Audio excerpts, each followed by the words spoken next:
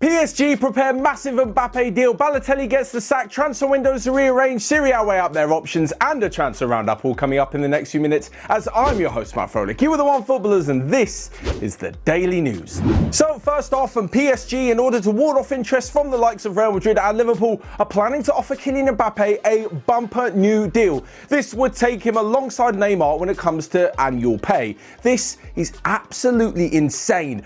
Don't get me wrong, he's totally worth it. It's Kylian Mbappe, he's gonna be brilliant, he's already brilliant, and his sell-on price is absolutely ridiculous. But they're gonna be stumping up around 36 million euros per year for the French World Cup winner. That's around 3 million euros per month, and that really takes him into the upper echelons of world football. There was loads of talk this week from FIFA President Gianni Infantino saying there should be salary caps and maybe clubs shouldn't spend so much money because of the impacts of something like a global pandemic.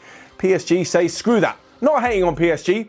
Personally, I would definitely do that. I would definitely tie down one of the best players in the world who could go on to win absolutely everything to a ridiculous deal. He is entering the last 2 years of his contract, which means the likes of Real Madrid and a few others are sniffing about, so this one kind of makes sense, especially if you consider the fact that although they'll be paying Neymar and Mbappe both the same ridiculous amount of money, it looks more than likely that Neymar's probably going to leave within the next year or two, so then they won't be shedding so much money out.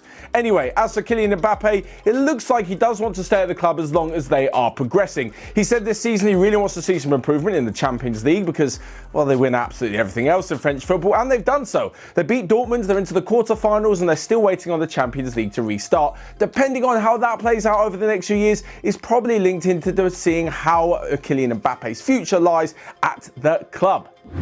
So moving on, and from French football to Italian football, Mario Balotelli has been sacked. Honestly, I just have so many thoughts about this guy. The one that really comes to mind is what a waste of talent. Don't get me wrong, there are enigmas in football. There are the players who don't really play by the rule book, who, you know, a bit of a trendsetter, and that's great. That's fine to see.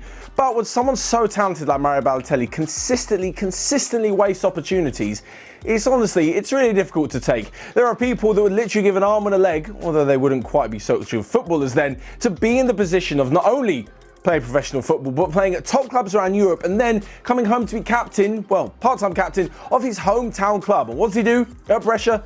Just throws it back in their face. Anyway, apparently the sporting director told him that he doesn't need to return to training, which he hadn't been doing anyway, because his contract has been cancelled. There has been no official line from the club or the player just yet, but apparently they're really unhappy with the fact that he didn't stick to the fitness regime during lockdown. He's been out of shape, not returning to training, and well, his conduct has just been pretty abysmal. Next up though, and on to the Premier League, who are discussing a few options as well as other European leagues on how to get around the problematic issue of the transfer window. Now, the in-house transfer window, so in-house deals between French clubs, opens on Monday, but they're also identifying an international window between the beginning of September and somewhere early on in October. This is also what FIFA are planning. They're going to set out the parameters and then all the individual leagues can decide when their transfer window is going to close. For the Premier League, their transfer window was actually set to open on the 18th, so that's like next Thursday, I believe. Although that's obviously not going to happen because the Premier League would only have been 1 day back by then.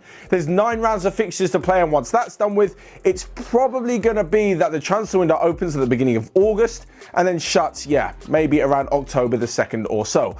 Of course, we may be into the new season by then. There's obviously Champions League that's going to be played once the transfer window is open, if it opens at the beginning of August. Things get a little bit confusing, but to be fair to them in all the leagues, they are doing their best to return some sort of normality to football.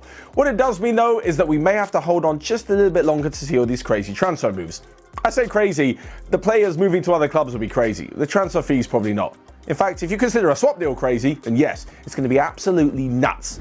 Next up though, into Serie A, where they are weighing up their options should Corona force the league to be cancelled for a second time. I say cancelled, I meant suspended. Basically, they're going to have a playoff, this is according to Serie A playoff to see who's going to get into the Champions League and Europa League places, and a play out to see who's going to get relegated. I don't know about you guys, I've never heard this word play out. Play out for relegation? Is that a thing? Is that correct? I don't know. Anyway, there's going to be a few games to sort out who's going to go down and who's going to fill the European spots. There will not be a champion unless it is already mathematically confirmed that the likes of Juventus, more probably than not, are going to be champions. The second option is that they do it on some sort of points per game analysis and they try and figure out an algorithm which suits all. This one's going to be slightly more difficult because, as we know, football has so many nuances and so many unexpected twists and turns that you can't really use a computer to define the last positions in the table. Anyway, we're not going to think about that just yet. We're going to be positive that when Serie A returns, a week after the Coppa Italia returns, everything will run smoothly.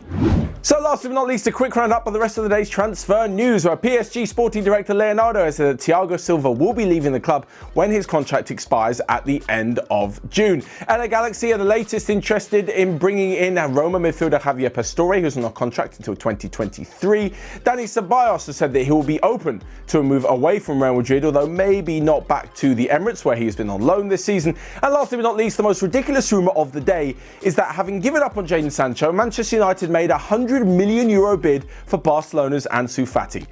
I bet that never happened. I bet he wouldn't go, and there's no way that they're going to spend 100 million on Fati.